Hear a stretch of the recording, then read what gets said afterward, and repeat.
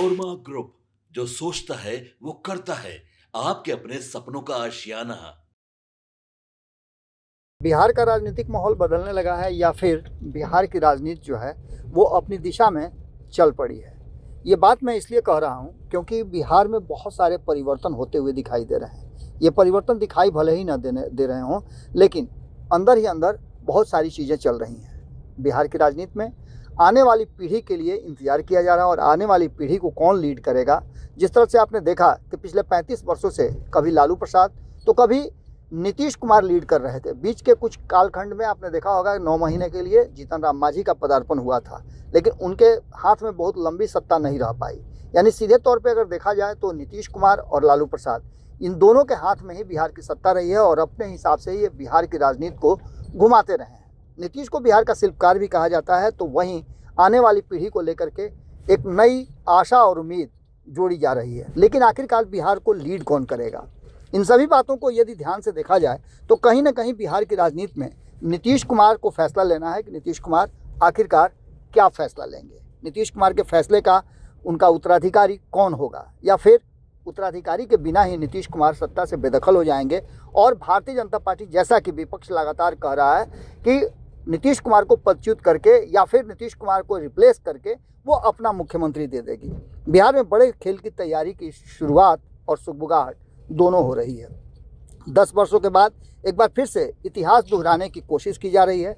नीतीश कुमार और कांग्रेस कहीं ना कहीं कुछ अलग खिचड़ी पका रहे हैं क्या? मैंने कुछ दिन पहले आपको बताया था कि बिहार में गैर भाजपा और गैर राजद सरकार की एक उम्मीद बनती हुई दिखाई दे रही है।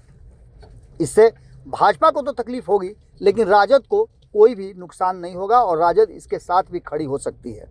ये बात मैं इसलिए कह रहा हूँ कि राजद के पास खोने के लिए कुछ भी नहीं है, लेकिन उसके बावजूद एक बार फिर से जो प्रशांत किशोर का बयान आया और प्रशांत किशोर ने बिहार नवनिर्माण की यात्रा शुरू की है, ये 10 साल पहले की कहानी को एक बार फिर से रिपीट करता हुआ नजर आ रहा है। आपको याद होगा कि प्रशांत किशोर ने 2015 में नीतीश कुमार का हाथ पकड़ा था, या फिर ये कहा जाए कि नीतीश कुमार ने अपना हाथ प्रशांत किशोर के हाथ में दे दिया था और ये तय कर लिया था कि अब आगे की राजनीति और रणनीति प्रशांत किशोर ही बनाएंगे।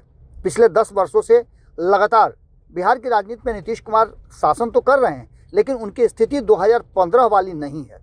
बीच के कालखंड में आपने देखा कि 2020 में जब चुनाव हुए तो नीतीश कुमार 43 पर आकर के टिक गए। हालांकि उन्होंने रिकवर किया और एक बार फिर से ये कहा जा रहा है कि इसमें बहुत बड़ी भूमिका निश्चित रूप से प्रशांत किशोर की भी रही है। प्रशांत किशोर ने जो वोट काटे हैं वो वोट नीतीश कुमार के बेहतर परिणाम का कारण भी बना है। अब इन सभी बातों को लेकर के जो परिस्थितियां बनी हैं वो इस तरफ इशारा कर रही है कि प्रशांत किशोर अपने नवनिर्माण यात्रा के दौरान जो बातें कह रहे हैं वो क्या है। प्रशांत किशोर ने इशारों में राजद को कटघरे में खड़ा किया है और वो साफ तरीके से कह रहे हैं कि नीतीश कुमार के पास खोने के लिए कुछ भी नहीं है, बल्कि नीतीश कुमार के पास पाने के लिए कुछ भी नहीं है। ऐसे में एक बात तो साफ साफ नजर आता है कि कहीं ना कहीं नीतीश कुमार को यदि बिलो द बेल्ट जाकर के यदि अटैक आप कर रहे हैं तो निश्चित रूप से नीतीश कुमार के कोप का भाजन बनेंगे। अब इन सारी परिस्थितियों को अगर बहुत गौर से देखा जाए तो इसमें तेजस्वी यादव को निश्चित रूप से एक्शन लेना होगा। हालांकि तेजस्वी यादव नीतीश कुमार पर कोई भी हमला करने और नीतीश कुमार पर किसी भी तरह का तंज कसने से बचते हैं। बहुत ही सोच समझ करके शब्दों का चयन करके नीतीश कुमार पर वो बात करते हैं। 2025 का विधानसभा चुनाव इसका सीधा सीधा प्रमाण है कि नीतीश कुमार पर जितनी भी फप्तियां कसी गई या नीतीश कुमार के बारे में जितना भी कहा गया, नीतीश कुमार को ये भी कहा गया कि बीमार हैं, बार बार ये कहा जाता है डिमेंशिया और अल्जाइमर जैसी गंभीर बीमारियों से वो ग्रसित हैं, लेकिन इन सब का काट नीतीश कुमार ने पेश किया और बिहार में विधानमंडल के मौजूदा सत्र में भी विपक्ष बजट के प्रावधानों को लेकर के तर्कसंगत चर्चा नहीं कर रहा है। प्रशांत किशोर ने ये चुनाव के बाद कहा था कि वो एक विपक्ष की भूमिका निभाएंगे। कानून व्यवस्था के मुद्दे पर चर्चा कम हो रही है, हंगामा ज़्यादा हो रहा है। ये तो बात पक्ष के कुछ विधायकों की अति सक्रियता है कि सवाल पूछकर खुद अपनी सरकार को और जनहित के मुद्दों को उठा रहे हैं, लेकिन विपक्ष पूरी तरह से अपनी भूमिका भूल चुका है। आपको बता दें कि इसको देखते हुए कहीं ना कहीं तेजस्वी यादव अगर मुद्दों की बजाय व्यक्ति केंद्रित आलोचना पर ही टिके रहेंगे तो उनकी लड़खड़ाती हुई पार्टी घुटनों के बल आ जाएगी, इसमें कोई दो राय नहीं है, जिसकी शुरुआत लगभग हो चुकी है। 75 से वो सीधे सीधे 25 पर आ गए हैं। ये इस बात की तरफ इशारा करता है कि तेजस्वी यादव लालू प्रसाद वाला क्रेज लेकर के या लालू प्रसाद की बनाई गई जो वोट बैंक थी उससे काफ़ी अंतर में है। एक तरफ जहां वो सामंजस्य नहीं बिठा पा रहे हैं, यादव और मुसलमान का जो गठजोड़ था उसको जोड़ के नहीं रख पा रहे हैं, या फिर तेजस्वी यादव में वो स्पार्क नहीं है। अगर बात की जाए तो नीतीश कुमार को जिस तरह से लगातार हैरान और परेशान बता रहे हैं तेजस्वी यादव, उससे साफ साफ नज़र आ रहा है कि कहीं ना कहीं जो वर्तमान परिस्थिति बनी है वो नीतीश कुमार को लेकर के और नीतीश कुमार की राजनीति को लेकर के एक बात तो साफ साफ नज़र आ रही है कि कहीं ना कहीं जो परिस्थितियां बनी हैं वो इशारा कर रही हैं कि वर्तमान परिस्थिति में नीतीश कुमार को हमला करने से ज़्यादा नीतीश कुमार को मुद्दा आधारित और ख़ासकर देखा जाए तो जो वर्तमान सरकार चल रही है उन सरकार की नीतियों पर बात करनी चाहिए थी। 2005 में जिस तरह की बातें चल रही थी उससे साफ साफ नज़र आ रहा था कि एक परिस्थिति बनी है, उस परिस्थिति में नीतीश कुमार को लेकर के जो बातें चल रही हैं उस पर तेजस्वी यादव को एक पॉजिटिव नोट के साथ विपक्ष की भूमिका में आना चाहिए था। 2020 में तेजस्वी ने जो बढ़त पाई थी वो 2025 में उन्होंने गंवा दी। 2020 में तेजस्वी यादव ने जिस तरह से अपने आप को प्रदर्शित किया था उससे लग रहा था कि नीतीश कुमार का दिन अब समाप्त हो रहा है, लेकिन इस चुनाव में 2025 का चुनाव हो या 2024 का चुनाव हो, नीतीश कुमार ने जिस तरह से रिकवर किया अपने आप को और 85 सीटें 43 से 85 पर गए, ये साफ साफ बताता है कि नीतीश कुमार में बहुत सी राजनीति अभी बची हुई है। नीतीश और कांग्रेस को लेकर के हमने कई बार कहा है कि प्रशांत किशोर एक भूमिका निभा सकते हैं और प्रशांत किशोर की भूमिका ये हो सकती है कि दोनों को जोड़ करके एक बार फिर से बिहार में एक नई सरकार की कल्पना कर सकते हैं। प्रशांत किशोर में वो क्षमता है, क्योंकि अब तक प्रशांत किशोर ने जिस तरह से राजनीतिक रणनीतिकार के रूप में काम किया है वो साफ साफ दिखता भी है। भले ही वो 2025 के चुनाव में बहुत बेहतर प्रदर्शन नहीं कर पाए हों, लेकिन उन्होंने हिम्मत तो किया अकेले लड़ने का।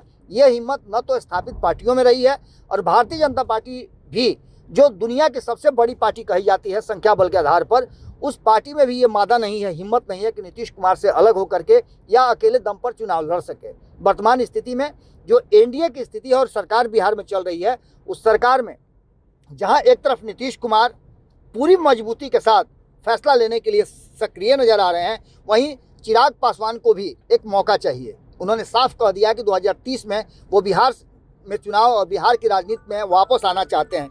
ये सभी बातें कहीं ना कहीं इस तरफ इशारा कर रही है कि जो परिस्थितियां बनी है उस परिस्थिति में बिहार में एक बार फिर से अगर बड़ा परिवर्तन हो जाए तो कोई अतिशयोक्ति नहीं होगी। प्रशांत किशोर ने जिस तरह से अपनी पारी शुरुआत की है और कांग्रेस के संपर्क के साथ साथ उन्होंने जिस तरह से ये दिखाया है कि वो नीतीश कुमार पर भी जो हमले किया करते थे, उन्होंने साफ तरीके पर कहा है कि नीतीश कुमार को सोच लेकर के जो मेरी सोच थी उस सोच में बदलाव हुआ है। उस बदलाव का सबसे बड़ा कारण है कि नीतीश कुमार ने पिछले चुनाव में जिस तरह से लगातार चुनाव प्रचार किया है, लगातार उन्होंने जिस तरह की बातें की है, वो साफ साफ इशारा कर रहा है कि कहीं ना कहीं नीतीश कुमार में वो मादा है और नीतीश कुमार में भी बहुत राजनीति बची हुई है। इन सभी बातों को लेकर के प्रशांत किशोर की पहल और उस पहल के बाद जो परिस्थितियां बनी है वो बहुत कुछ इशारा कर रही हैं। एक तरफ प्रशांत किशोर ये भी कहते हैं कि 2023 की वो स्थिति सबको याद है, जब नीतीश कुमार कई ऐसी बातें जो थी, भारतीय जनता पार्टी लगातार जब तेजस्वी यादव पर हमला कर रही थी तो नीतीश कुमार ने उन विवादास्पद बयानों से बचाने की कोशिश की थी और कहा था कि मेरे साथ हैं इसलिए इनको ये परेशान किया जा रहा है। लेकिन अगर तेजस्वी यादव अपनी लाइन से बेलाइन होते हैं और सीधे नीतीश कुमार पर हमला करते हैं तो इसके परिणाम निश्चित रूप से बिहार की राजनीति और खास करके राजद के लिए उचित नहीं लग रहा है। वर्तमान परिस्थिति में नीतीश कुमार एक ऐसे मुद्दा है, एक ऐसे माहौल में बिहार की राजनीति है जहां नीतीश कुमार के लिए परिवर्तन करने, नीतीश कुमार के किसी बड़े फैसले की उम्मीद की जा सकती है, और उस उम्मीद के लिए नीतीश कुमार के पास भाजपा के अलावा पर्याप्त संख्या बल भी है। ऐसे में देखना दिलचस्प होगा कि प्रशांत किशोर जिस दिशा में सोच रहे हैं और जो हमने लगातार आपको बताया है, भारत लाइव ने लगातार ये कहा है कि बिहार में एक बार फिर से राजनीतिक परिवर्तन की सारी संभावनाएं अभी भी खुली हुई हैं। अस्थायी राजनीति में न कोई दोस्त होता है न दुश्मन होता है। इन सभी बातों को लेकर के जो वर्तमान परिस्थिति है, उस परिस्थिति में नीतीश कुमार क्या फैसला लेंगे, ये कहीं ना कहीं इशारों में प्रशांत किशोर ने बता दिया है। प्रशांत किशोर का ये जो बयान है वो कहीं ना कहीं एक बात तो साफ इशारा कर रहा है कि बिहार में राजनीति कभी भी बदल सकती है। अब देखना होगा कि नीतीश कुमार क्या फैसला लेते हैं, प्रशांत किशोर कितना हद तक सही है और प्रशांत किशोर का आकलन कितना सही है। जुड़े रहिए भारत लाइव के साथ, खबरों का सिलसिला लगातार जारी है। बहुत बहुत धन्यवाद। आपके सपनों को हमने सजाया है, ई होम्स पैनोरामा को हमने बनाया है। ई होम्स मेरा एक सपना था जिस पे मैं पिछले 4 साल से काम कर रहा था। हमने जो बनाया है वो सबने है माना। ई होम्स पैनोरामा में हो आपका भी आशियाना। और फाइनली हमने 2021 में इस प्रोजेक्ट को लॉन्च किया। बहुत लोग अप्रिशिएट कर रहे हैं कि पूर्णिया जैसे शहर में, बिहार के, एक तो बिहार की बात करें उसमें भी पूर्णिया जैसे छोटे जगह में इस तरह का लाइफस्टाइल देना, ये सुन के हम लोगों को बहुत अच्छा लगता है। ई होम्स में हमने कुछ और भी किया है, जैसे हम जिस जगह में रह रहे हैं हमारे फैमिली सिक्योर हो, उनको सिक्योरिटी का ध्यान में रखा है। आपकी सुविधा और सुरक्षा आपके लिए खास है, ये आपका विश्वास है। इसमें आर्टिफिशियल इंटेलिजेंस का 7 लेयर सिक्योरिटी का हमने इस्तेमाल किया है। लस ग्रीन कैंपस को बनाया है। यदि हमारा बाउंड्री वाल है तो वो वर्टिकल गार्डन है। ये जितनी भी फैसिलिटी होता है एक इंटरनेशनल टाउनशिप में ई होम्स है, ये हम लोग विश्वास नहीं कर पा रहे हैं। जो भी हमारे मित्र दोस्त या जो भी हमारे बाहर के बाहर आते हैं तो हम लोगों को बहुत अच्छा सुनने को मिलता है और बहुत अच्छा क्रेडिट मिल रहा है। वो सारा हमने सिर्फ एक बिल्डिंग नहीं बनाया, हमें एक बहुत अच्छा लाइफस्टाइल दिया ई होम्स में, और मेरा एक सपना था जिसको मैं आज फुलफिल होते हुए देख रहा हूँ। ये आपका आवास है। ई होम्स पैनोरामा में अब आपका निवास है। E homes Panorama, luxurious lifestyle redefined. Panorama group, जो सोचता है वो करता है। अगर ये वीडियो पसंद आई और वह बिहार के राजनीति और बिहारियत से सरोकार रखेनी तो सब्सक्राइब बटन दबा के चैनल के सब्सक्राइब कर ली। ओजे एगो घंटी बा, ओकरा बटन दबा देला से कुल सटीक और मारक खबर रुआ मुफ्त में मिल जाई। अगर रुआ पत्रकारिता के हमनी के नया प्रयोग में सहयोग कर चाहतानी तो ज्वाइन बटन दबा दी। पेटीएम नंबर नोट कर ली 9386816700।